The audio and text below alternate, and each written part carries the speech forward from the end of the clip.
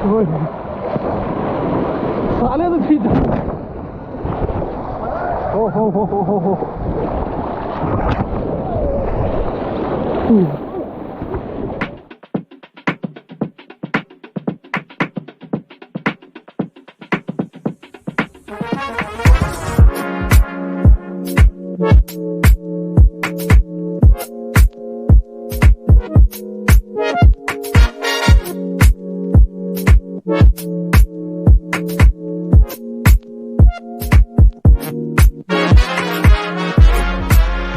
के बारे में बात करेंगे ऋषिकेश की राफ्टिंग।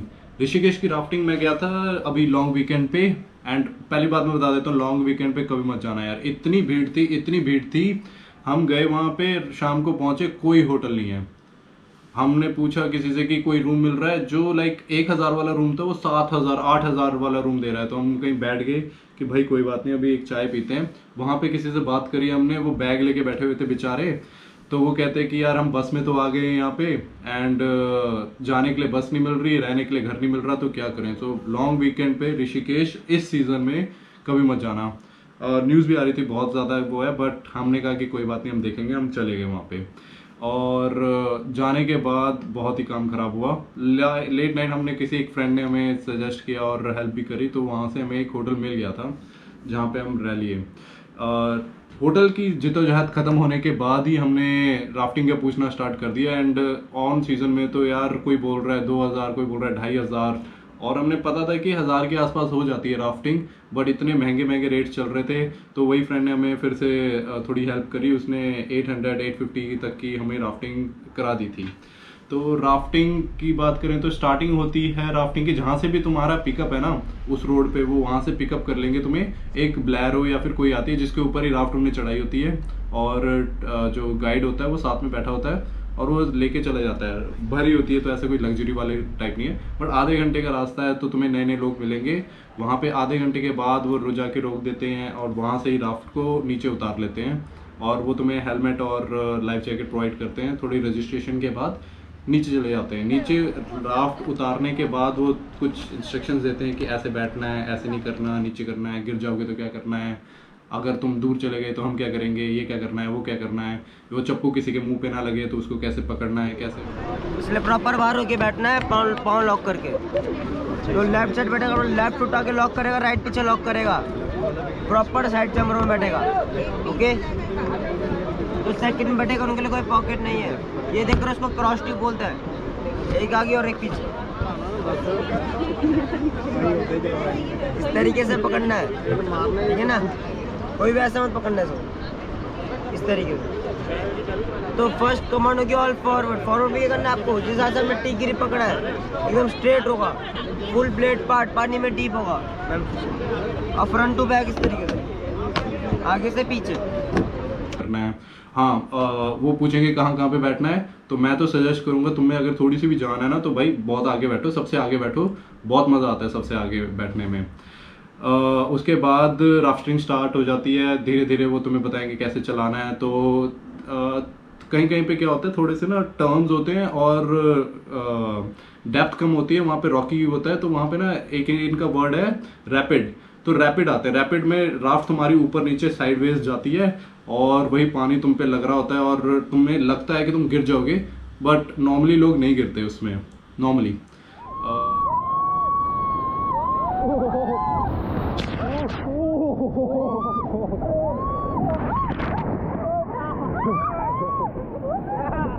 तो बहुत मज़ा आ रहा था उसमें, हम आगे आगे जाते जा रहे थे, करते जा रहे थे। एक दो पॉइंट तो ऐसा आया कि वो हमें पीछे से बोल रहा है कि चलाओ चलाओ, गो फॉरवर्ड, और हमारा ऐसा होल हो रहा है कि हम पूरा ऊपर नीचे जा रहे हैं, और मैं तो सबसे आगे बैठा था। मेरी तो बिल्कुल ही हालत ख़राब हो गई थी पूरा, मैं तो 5 मिनट के अंदर मैं पूरा भीग चुका होगा, इतनी हालत थी मेरी।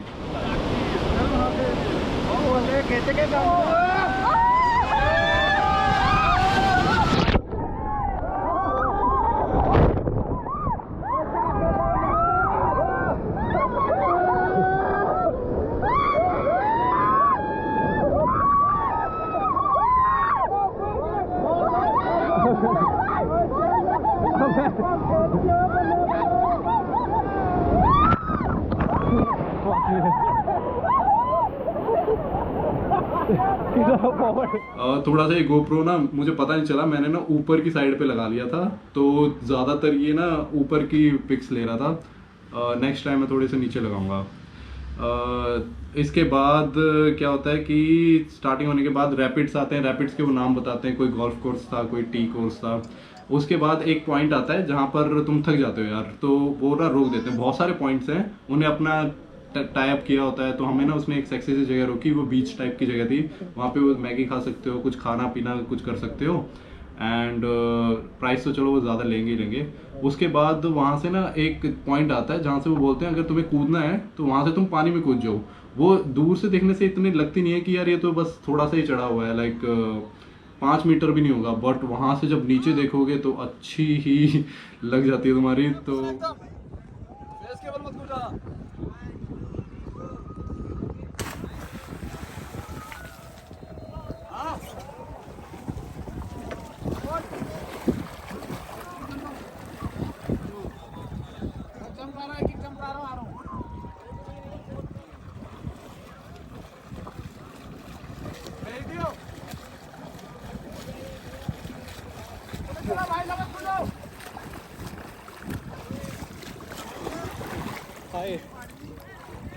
पडला मग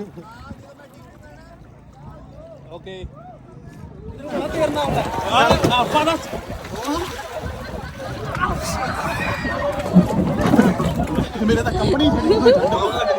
मेरे तो लगी बड़ी तो उस वो बहुत ही सही पॉइंट है। अगर पहले तो मैं ही कूदा था, तो मुझे स्विमिंग आती है तो मुझे इतना नहीं हुआ, मैं पहले से कूदता रह रहा था। बट जिन लोगों को स्विमिंग नहीं आती वो तो भाई उनको तो देख के बहुत मजा आ रहा था। वो एक बार ही आते, फिर देख के फिर पीछे चले जाते, फिर आते फिर पीछे चले जाते। It was fun. और एक बार तुम कूद जाओगे तो तुम्हारा बार बार कूदने का मन करेगा, तो बहुत सही था वो। और उसके बाद कूदने के बाद वो तुम्हें राफ्ट में दोबारा बिठा देते हैं। एक प्रोसीजर होता है कि ऐसे बैठना है, ऐसे बैठना है।